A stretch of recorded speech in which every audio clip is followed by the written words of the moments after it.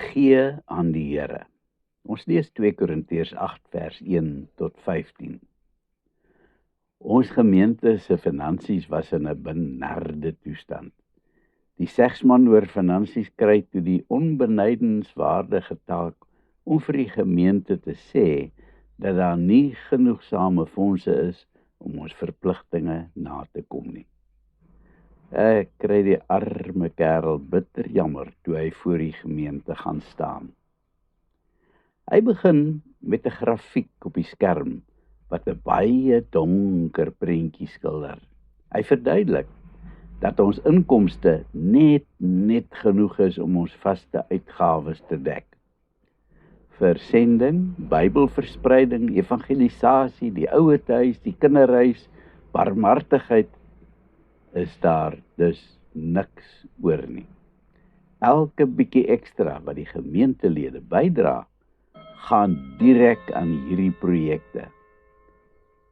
Skielik begin die mense besef watter verskil 'n bietjie ekstra dankoffer kan maak.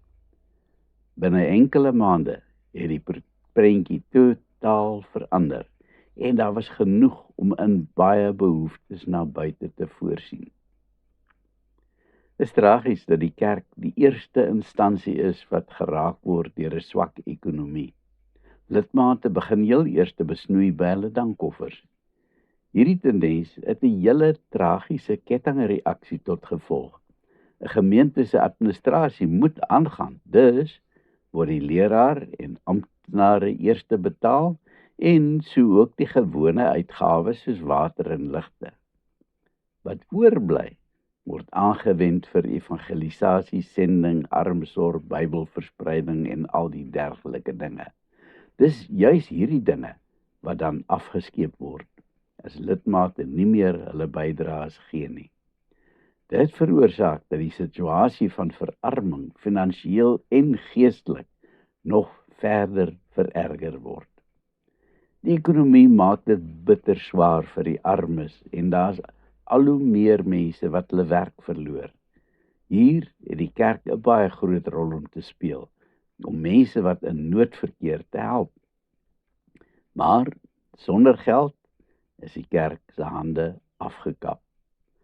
As ons ophou gee, verhoog ons die nood.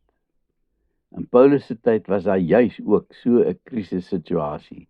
Hier was dit die gelowiges van Jerusalem wat in groot nood verkeer het, want die oomblik wat hulle die Joodse geloof verruil het vir die Christelike geloof, dan was hulle afgesny van die gemeenskap.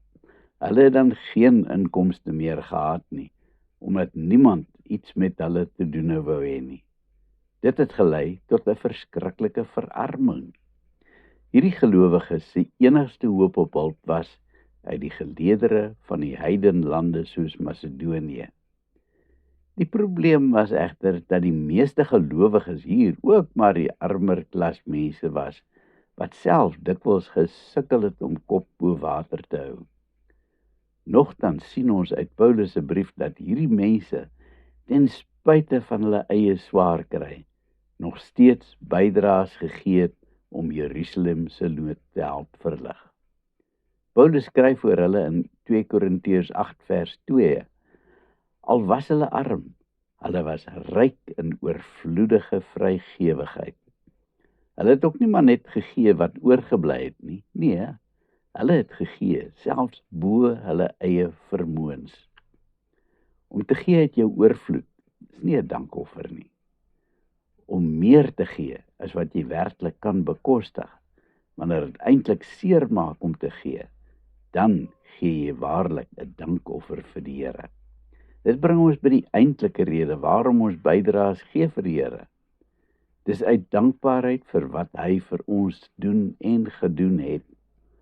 Ons lees van die Macedoniërs dat hulle maar swaar gekry het in die verdrukking, maar dat hulle blydskap oorvloedig was. Blydskap spruit uit dankbaarheid, en dankbaarheid maak ook jou hand en jou hart oop. Dalk sê jy vanoggend dat jy waarlik niks het om te gee nie. Ek weet hoe dit voel om niks te hê wat jy kan gee nie, maar dan het jy steeds iets om te gee. Jou tyd, jou bereidheid, jou hande. Selfs die armste mens kan steeds vir die Here geld genereer deur 'n bietjie van sy tyd te gee. In ons gemeente is daar byvoorbeeld 'n span mense wat elke Saterdag pannekoek en vetkoek bak en aan die publiek verkoop. 'n Ander span bak weer koeksisters en hulle kan net eenvoudig nie voorbly met bak nie. Dit verkoop so soetkoek. Met hierdie twee aksies word daar waardevolle fondse gegenereer wat onder meer Bybelverspreiding moontlik maak en ander instansies soos die kinderhuis kan help. En dit deur mense wat bereid is om hulle vrye tyd op te offer vir die Here. Dis egter nie slegs op finansiële vlak wat die Here ons offers vra nie. Hy vra ook dat ons moet gee in ons liefde, vriendelikheid, geduld, blydskap ensovoorts. Dit help niks as jy gee bo jou finansiële vermoëns as dit ontbreek in liefde nie. Jesus was hier vir ons die perfekte voorbeeld. Menslik gesproke het hy niks gehad nie, maar hy het gegee in oorvloed. Sy liefdesaksies het duisende mense na hom toe laat stroom. Uit dankbaarheid vir wat Jesus vir my en jou gedoen het, moet ons ook uit liefde uitleef deur die evangelie uit te dra en liefde aan ander mense te betoon. Hy het elkeen van ons talente gegee. Lewe daai talente uit. Amen. Kom ons bid. Dankie Here vir u groot liefde aan my. Help my om ook my liefde uit te leef volgens u wil. Amen.